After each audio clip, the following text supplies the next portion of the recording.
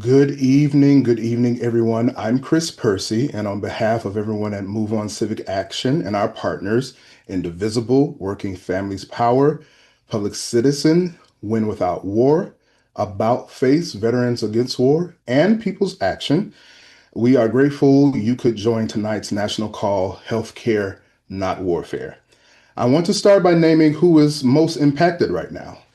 Millions of Venezuelans are living through deep uncertainty, fear, and instability. Families are trying to survive amid economic hardship and political turmoil, and now face the threat of increased violence and foreign intervention. And we also want to acknowledge the devastating shooting in Minnesota today and hold the victims, their loved ones, and the entire community in our thoughts as they grieve and seek healing. From the illegal intervention in Venezuela to the mass ICE agents destroying people's lives, it's all a part of the same story. At home and abroad, Trump is escalating violence in pursuit of authoritarianism at the expense of the rest of us. That's why we are here. Together, we can act to stop the regime and fight for the country and world we all deserve. Tonight, we want to be clear. The safety, dignity, and well being of the Venezuelan people must come first. We hope that they are safe, and we stand in solidarity with people who deserve peace and self determination, not escalation. Venezuela should be run by Venezuelans. U.S. taxpayers should not be forced to bankroll a costly occupation we never wanted and never voted for. Americans did not vote for another forever war. We need leaders who will lower the cost of living. Instead, Trump and his Republicans have already driven up ACA premiums. Groceries cost more money. Energy costs more money. Housing costs more money. And now, rather than addressing any of that, Trump is wasting time and resources on reckless military actions that only benefits his billionaire cronies and big oil. But we want healthcare, not warfare. Again, we want healthcare and not warfare. And MoveOn, we know the power of collective action. We helped build a massive anti-war movement during the Iraq War. We organized to stop a war with Iran. We know that if we don't push back loudly and together, this administration will escalate violence in Venezuela and beyond. Congress got to step up, got to step in. Congress must rein in Trump's reckless and illegal use of military force and refocus on improving people's lives. So before we go any further, I know that we're all here together. Please drop in the chat and tell us where you're joining from tonight and why you are here. And know that we're stronger when we show up together. So take a moment right now in the chat just to introduce yourselves to some of your virtual neighbors. Now, this is important, and you're going to hear me say the following a lot tonight, okay? But we're not just here to talk. We're here to do something. And there are three things that you can do right now to make sure Congress hears you. First, you can fill out the form from Indivisible at indivisi.org/no war. That is indivisi.org/no war to get everything that you need to have in order to call your senator immediately. Second, use MoveOn's letter tool to send a quick note to your members of Congress. You can go to moveon.org/no war letter to do that. And third, we know that we have to amplify our impact, so share these links with at least 3 friends and help us grow this moment. We'll drop both of them in the chat throughout the night, both the indivisi.org/no war and the moveon.org/no war letter should be in your chat even as we speak. Tonight, we are going to be joined by an incredible group of leaders, organizers, and advocates who are standing up for healthcare, not warfare. We are going to hear from Senator Tim Kaine, who has been a consistent voice for Congress, reclaiming its institutional role and preventing unauthorized and endless wars. You'll also hear from movement leaders, including Carolina Jimenez Sandoval from the Washington Office on Latin America, Sam Ratner from Win Without War, really excited to hear from you, Brittany DeBarros from About Face Veterans Against War, and Nalini Stamp from Working Families Power, who will help ground us in the moment and what it means for communities, workers, and veterans. Um, we're grateful for all of them to be here tonight. And we will also hear from MoveOn's very own Sada Hagdusti from MoveOn, who is our chief of program, who will connect the dots between what's happening in Washington and the power that we are building together. We're grateful to all of them for being here tonight and for you for showing up. So let's get to work. We're grateful to welcome Carolina Jimenez Sandoval. Carolina is a Venezuelan human rights defender based in Washington, D.C., with more than 20 years of experience at advancing human rights and social justice across the Americas. They currently serve as president of the Washington Office on Latin America and previously held the role of deputy director for the Americas at Amnesty International, where they led advocacy efforts throughout the region. Welcome, Carolina, and thank you so much for being with us tonight. Thank you. Thank you very much. I hope everyone can hear me well. And well, as you said, my name is Carolina Jimenez Sandoval, and I am the president of the Washington Office on Latin America, WOLA. I am also a Venezuelan citizen living and working in Washington, D.C. I come from a country affected by a severe humanitarian emergency. 1 in every 3 Venezuelans is food insecure. The health system collapsed years ago, and 8 million people, a little over 25% of the population, fled the country in just over a decade. All of this happened in the context of a very repressive and authoritarian regime. Venezuela remains the only country in the Americas with an open investigation before the International Criminal Court for crimes against humanity. Over 1,000 people are imprisoned due to political reasons, and grave human rights violations, such as enforced disappearances, arbitrary detentions, torture, sexual and gender violence, and extrajudicial killings, have been documented for years. But Venezuelans believe in democracy. Venezuelans overwhelmingly voted for a democratic change in July 2024, but their will was ignored by Nicolás Maduro, who unlawfully remained in power and launched an extensive campaign of repression. I, like many other human rights defenders, have been unable to return to my home country due to fear for my security. Defending human rights, working as a journalist, and simply dissenting can land you in jail.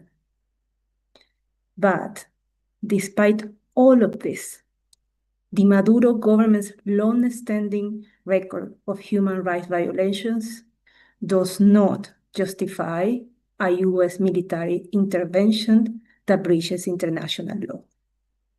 This position has been expressed by the United Nations Fact-Finding Mission on Venezuela and other international human rights mechanisms.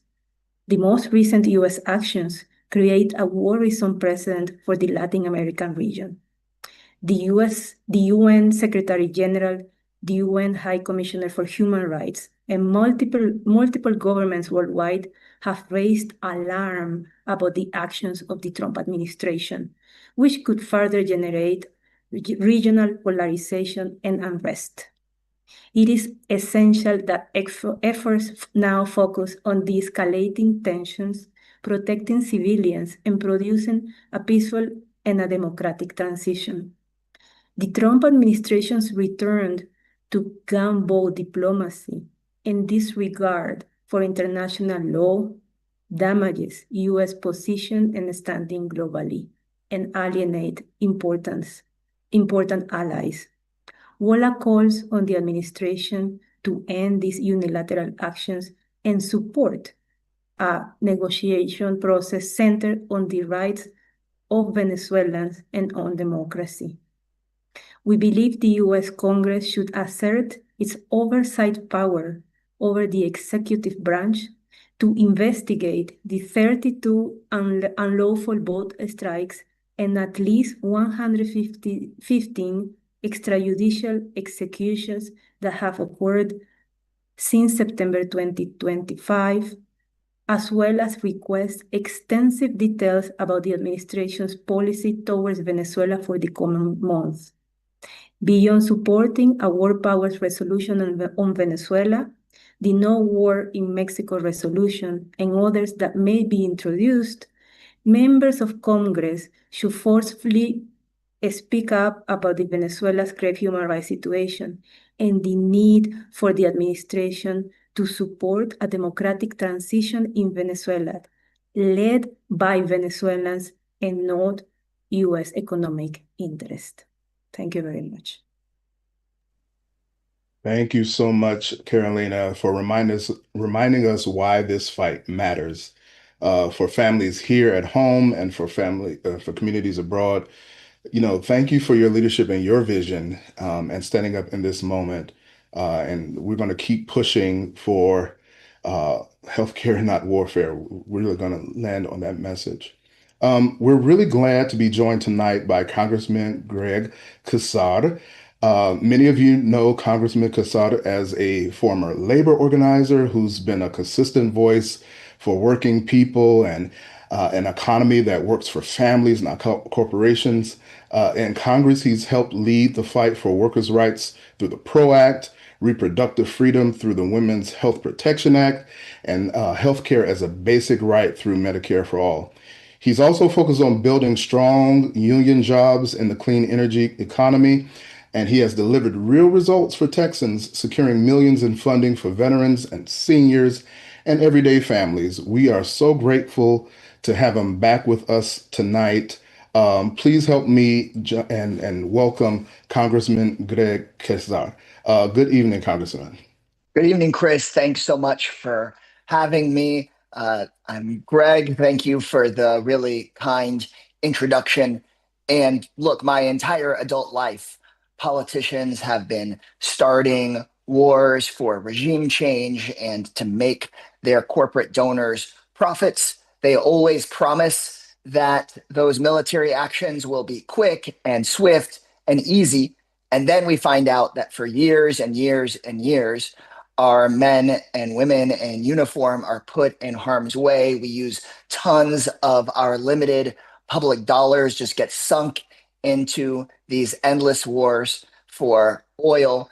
And I'm here to say, with one voice alongside you all, that we need healthcare, not warfare. I'm here to say clearly that we don't need any new wars. I mean, over the weekend, as we know, Donald Trump escalated his completely illegal war with Venezuela. We sent our brave men and women into harm's way. And now he says that he's going to, quote, run Venezuela. Then we find out today that he says he wants to take oil money from Venezuela and put it in an offshore account. So to get things straight, while Donald Trump, on the one hand, is cutting healthcare for millions of people, he's creating an offshore slush fund for himself. So we're here to say no more of that.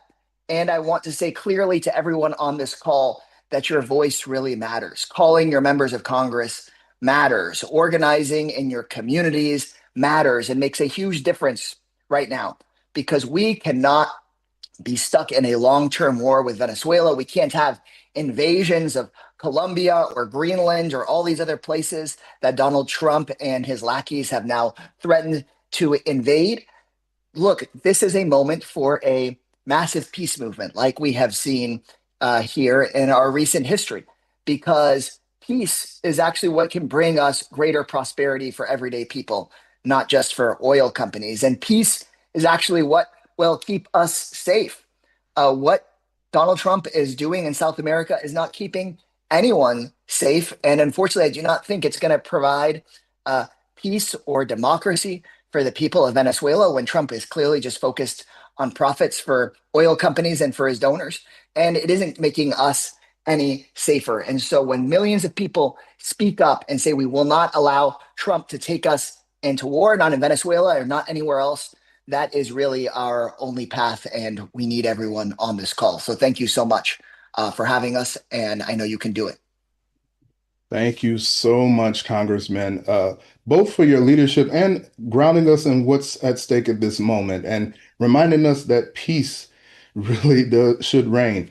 We're grateful for this partnership around healthcare and not warfare. Thank you for all that you do and for the work that you're doing in the Congress right And now. and Chris, one thing I forgot to highlight at the beginning because I was just like really grateful and blushing from your kind introduction is I'm also proud to lead the Congressional Progressive Caucus, and I mentioned that not about me, but that there are nearly 100 members of Congress in the Progressive Caucus that are really speaking out on this issue. And so, if you see your member out there calling for a war powers vote, calling to stop these kinds of military actions, do give them a boost. Tell them thank you, and then let's get more and more members of Congress all across the country to do the same. Thank you all very much. Thank you so much, Congressman, for reminding us. And let's talk about what you can do right now to make sure your voice is heard. First, I said it earlier, fill out the form from Indivisible at indivisi.org/no war to get every single solitary thing that you need to call your senators right now. Okay. Second, you can use MoveOn's letter tool to quickly send a note to your members of Congress. You heard the congressman just say to reach out to them. You can send a note right now by going to moveon.org/no war letter. And the third thing, because we want to amplify the voice that we have, share these links with at least 3 friends. Text them, email them, post them. Help us grow this moment. Okay?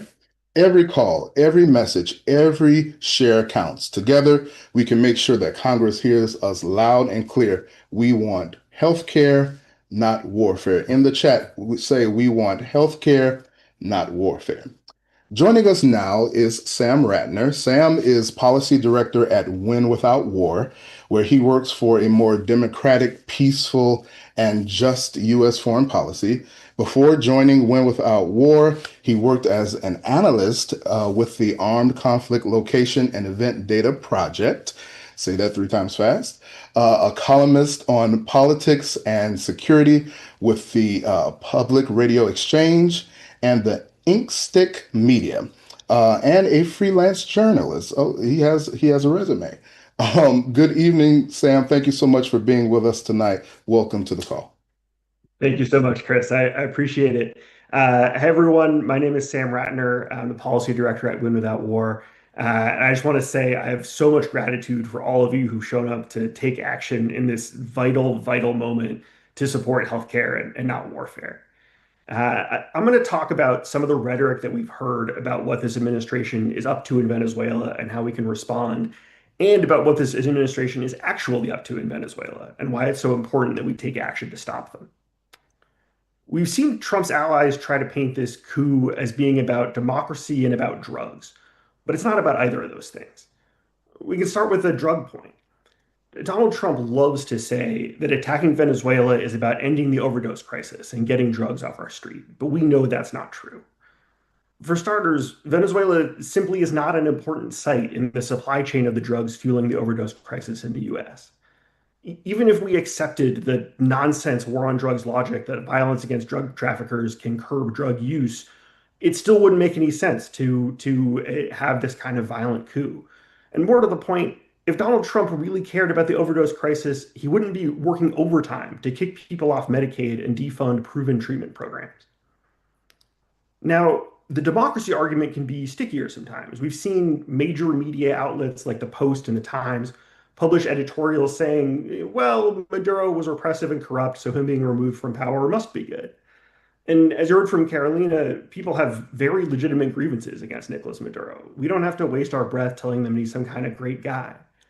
But we do need to say loud and clear the obvious response, that this attack, this violent coup, is not a win for democracy. Democratic progress in Venezuela would look like Venezuelan people having more control over their government. Instead, it's Donald Trump who now claims that he has control over Venezuela's government. What Trump has laid out is a version of classic colonization, expressly designed to disenfranchise Venezuelans. And I want to reflect on that for a moment because it's something that people across the country have reacted to in a big way, because it's so violently against so many of our values. Colonization is deeply unpopular. Since the coup happened, polling has found that the U.S. public rather overwhelmingly opposes ongoing U.S. involvement in governing Venezuela. When asked who should choose the next Venezuelan leader, Venezuelans or the US government, 90% opposed the US installing a leader. So if this isn't about drugs, it's not about democracy, what is it about? Well, if you listen to Trump, he'll tell you straight up over and over, he's doing war for oil. He can't stop talking about getting the oil, about insisting that oil proceeds will make this whole misadventure profitable. And what he means by that is not just that this is a war for oil, but that this is a war for oil executives. Already today, Trump was saying that US taxpayers should front the money to rebuild Venezuelan oil infrastructure, all while oil companies keep the proceeds from the oil. In sum, Trump's plan is to institute a system of continued violent coercion against the Venezuelan government at US taxpayer expense in an attempt to shape policies there to benefit oil company interests. He's taking us back to 19th century colonialism, committing to kill and injure people indefinitely, all to bail out fossil fuel companies in an era of climate change and permanently disenfranchise people in Venezuela. Those are the stakes here. And with stakes this high, we can't let our values or our voices be silenced. Failing to condemn and check Trump's illegal actions now will only embolden him. We've seen it time and time again that when this administration gives us a glimpse at their plans, we need to take them seriously because they're going to try to carry them out. We can't allow these anti-democratic imperialist actions to continue. It's our job to do all we can to ensure this goes no further, and I urge you to take actions at the links and to be on the lookout for more. Thank you all so much for coming out. Thank you so much, Sam, and thank you for taking the time tonight and giving us some of your expertise and really helping those who are watching across the country give them a bit of an understanding about what's happening. So thank you so much for your time tonight. Continuing the conversation, we are joined by Brittany DeBarros, member and organizing director at About Face Veterans Against War. Brittany brings a powerful lived experience and perspective to this conversation as a former captain in the Army who spoke out publicly following her deployment to Afghanistan. She grew up in a military family in Texas, raised to believe deeply in service, justice, and the promise of this country. Inspired by her mother, a former Army officer, Brittany joined the Army through ROTC, determined to serve and support herself. As a young officer, she carried responsibility for lives of dozens of soldiers and experienced firsthand the realities and the costs of war. Those experiences shaped her lifelong commitment to accountability, justice, and peace, and we are so grateful to have her voice with us tonight. Welcome, Brittany. Thank you so much for having me. It's truly an honor to be with you all tonight in a moment where it feels very difficult to be composed. I'm hearing people speak eloquently and say really important things about the moment that we're in. And I want to be real with y'all that this is personal for me, and that's difficult. Like was mentioned, I joined the military because I believed in the kinds of things that we're hearing the Trump administration claim that U.S. military members are being sent to do right now, to fight for democracy, to benefit the people of another country, to help them, protect them from something that could harm them, to protect Americans from a threat. And it unfortunately is something I had to learn the hard way, that ultimately I found myself in the middle of a war that was doing nothing but spending American tax dollars as my own community struggled to survive and live at home, and harming Afghans who are still reeling and still trying to recover from the absolute devastation that our military left behind us.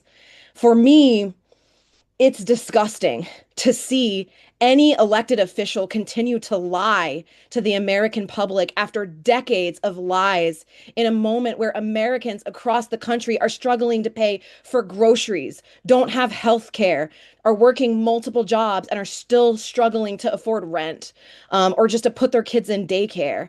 I am a person who believes in the values that we're told that we're fighting for. And it's horrifying to see those values weaponized to promote something that's disingenuous, right? And then we have a president who is openly claiming that this is for oil executives. What a slap in the face. And that puts American service members in a horrible position. I'm talking every day to active military members who are having to make a decision about whether to follow their conscience or whether to kind of keep going through the motions and doing jobs that they know are wrong, and in some cases outright illegal. And so in this moment, I just want to say that, as it's already been said, this doesn't help anyone. It's not good for the American public. It's not going to help Venezuelans. We've seen that over and over again in so many cases, that we're not buying the lies this time. And if you're someone who wants to take action, we have to rally to do something about it. And remember that we can't be demoralized in a moment, because that's what people who want to use these concepts disingenuously want from us. They want us to believe that we have no power, that there's nothing that we can do about this. But we have power. Tomorrow, many, many people will be refusing to buy gas in a one-day gas strike at the pumps to say, cut the fuel, that if this is for oil executives, that we're not going to help fund that. So that's something I'm going to be participating in, and so a simple thing that you can do. This weekend, there will be protests, but either way, we have to continue to call on our Congress members to do everything we can, every tactic. We can't leave anything on the table in order to fight for our elected officials to make sure that they stand up for the things that our communities actually need and what we really want. We owe it to each other. We owe it to the people who are in uniform, who are being asked to carry out yet another entire generation of endless wars and occupations against the will of the American people. It's the least we can do in this moment.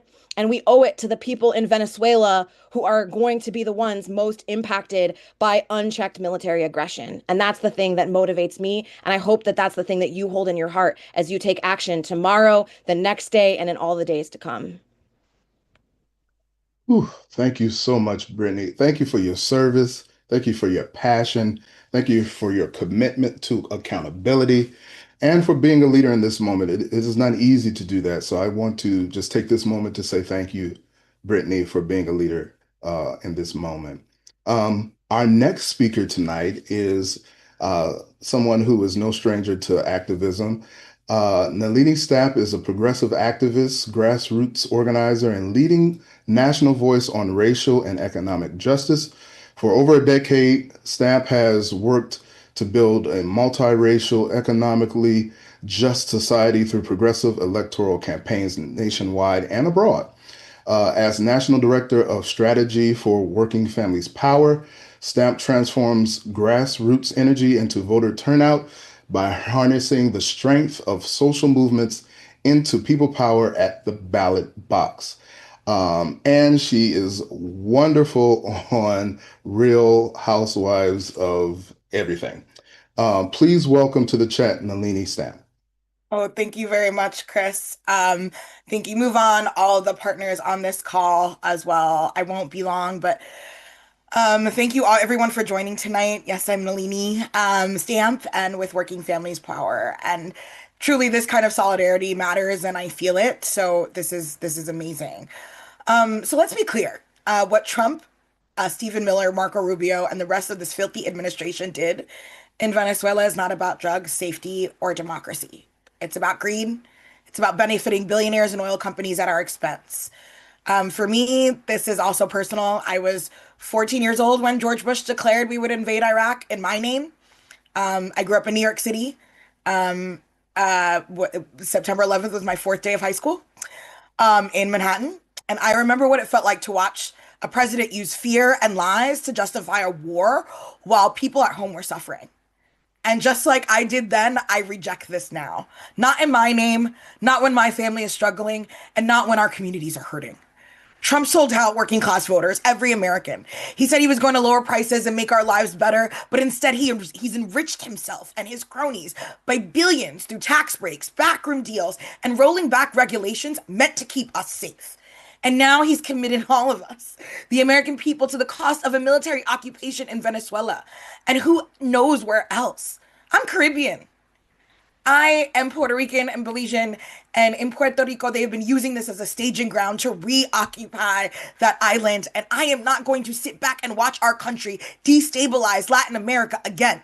We have seen this story before. Intervention, occupation, regime change, and it never ends with freedom. It ends with trauma, displacement, violence, and families paying the price while corporations cast the checks. And it is wild because we are talking about freedom when this year we are supposed to be celebrating the 250th anniversary of our freedom fight to establish the United States. Yes, with a lot of stuff that was wrong in the beginning. But while millions of us are being kicked off of Medicaid right now, while working families struggle to cover the cost of rising health care, as Tupac Shakur said, they got money for wars, but they can't feed the poor. More military spending means fewer resources for the things we actually need: affordable healthcare, good public schools, and quality childcare. And if American boots on the ground in Venezuela and everywhere else, you already know it won't be Barron Trump and fatigues. It'll be us. It'll be our sons and our daughters risking our lives so Chevron and ExxonMobil can make even more money. But we have power.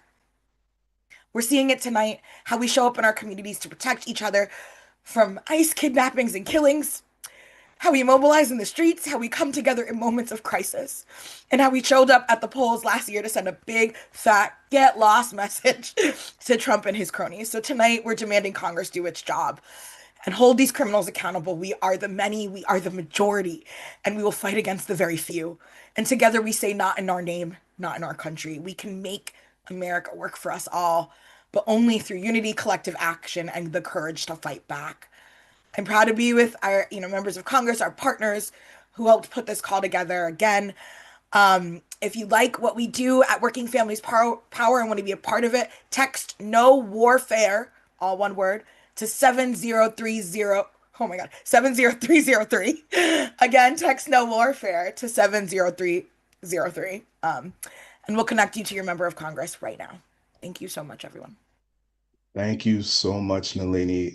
Thank you. I've been working at MoveOn now for almost a decade, and for that whole decade, I have known Nalini and have seen the passion that we see tonight, and it touches me deeply. So I want to thank you so much, sis, for all the work that you do here and abroad. So honor to you, and thank you for everything that you do. So next, we have a special guest. Senator Tim Kaine has spent his life guided by service, fairness, and accountability. From his early work teaching in Honduras to years as a civil rights lawyer, governor of Virginia, and now U.S. Senator, he's consistently focused on making government work for everyday people. In the Senate, Senator Kaine serves on the Armed Services and Foreign Relations Committees, where he's been a leading voice for congressional oversight, restraint in the use of military force, and a foreign policy that puts people first. He's also fought to expand access to affordable health care, lower costs for families, and protect democratic values at home and abroad. We are grateful for his leadership and his presence and his voice in this moment. Please join me in welcoming Senator Tim Kaine. Hello, Senator. How are you? Hey, Chris, give me a thumbs up if you can hear me. Gotcha. All right. Hey, listen, Chris, thank you for those kind words, and to MoveOn and others for doing this call. And I thank all the other panelists. I'll be quick. I've been in the Senate since 2013, and I often tell people I came into the Senate with 100 interests and 10 passions and one obsession. And the obsession was war powers. Coming into my public service career as a city councilman and mayor, and then lieutenant governor and governor as the global war on terror started, I became deeply convinced that we just get it wrong the way we decide about whether to send our sons and daughters into war. And this is personal for me. I'm not only a senator from Virginia that has an awful lot of military families and a member of the Armed Services Committee. My oldest child, and I just had dinner with him, is a United States Marine. And I just don't think we should ever send our sons and daughters into war without a vote of Congress. That was my obsession when I came into the Senate 13 years ago. I have been a voice, often a lonely voice. I remember standing up against my personal friend, President Barack Obama, as he thought about using the US military in Syria to punish Bashar al-Assad for using chemical weapons against his civilians. Assad deserved to be punished, but I told President Obama, you can't do this without a vote of Congress, because the founders of our country decided that war was too big a decision to be put in the hands of any individual. And remember, the founders drafting the Constitution in 1787, they had George Washington as the president. They loved and trusted the guy, but they thought war was even too big a decision for George Washington. It needed to be debated in view of the public, and only after a debate and vote with a validation that something was in the national mission should we send our sons and daughters into war. Here we are, Chris, and those on this call. We are 4 months into a military operation that has so far killed about 200, quote, enemies, as declared on President Trump's secret list of those who can be targeted, both on international waters and in the attack on Venezuela. U.S. troops have been deployed on assets all around Venezuela, and U.S. troops were injured in the operation this weekend. 2 are still in the hospital. But get this, the people's elected Congress, 4 months into this, has not had a single public hearing in the Armed Services Committee, in the Foreign Relations Committee, in the Judiciary Committee, in the Appropriations Committee, in the Intelligence Committee of either house, not a single public hearing. This is a war being waged in secret by the Trump administration. Anytime they brief us, they only brief us in classified settings, as they did this morning. And the leader, Senator Thune, stands up and says, what we are about to tell you is not for public consumption. If they felt so righteous about this, why are they hiding it? Why won't they show you the strike that killed struggling, shipwrecked sailors clinging to flotsam in the ocean? Why won't they share with you the legal rationale justifying the boat strikes and justifying the invasion of Venezuela? Why won't they share with you the shocking targeting criteria they use to decide who to strike? I know all of this because I've seen it in classified, but I'm not allowed to share it with you.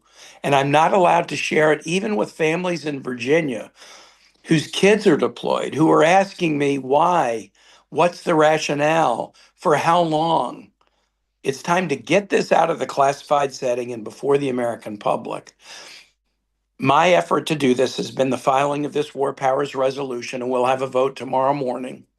I'm expecting to get every Democratic vote.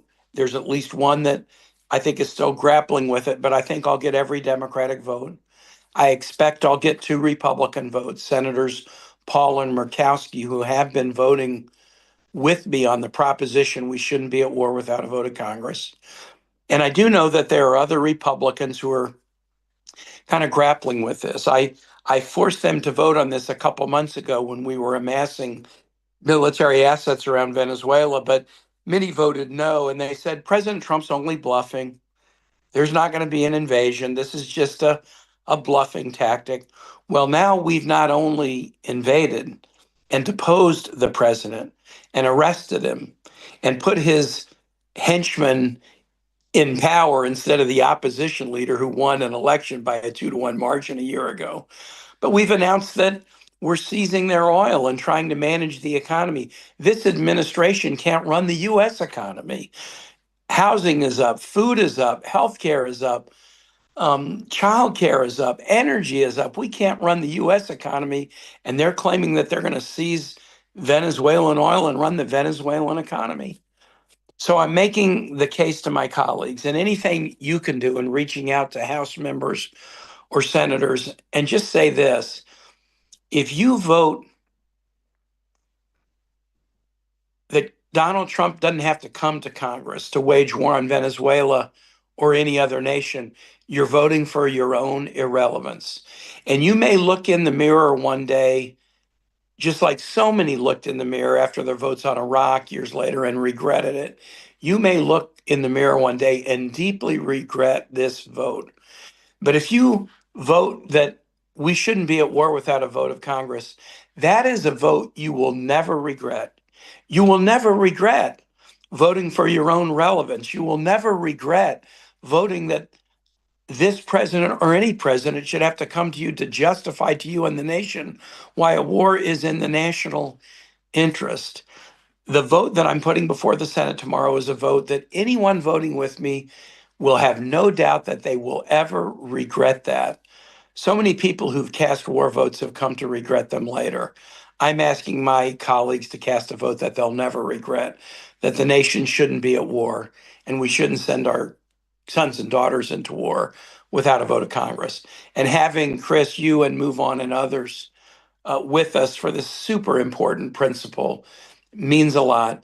I will say this: there's going to be more of these votes because the president has talked about Cuba, Mexico, Colombia, Greenland. The president used the US military against Nigeria, within Nigeria, without congressional authorization during the Christmas holidays.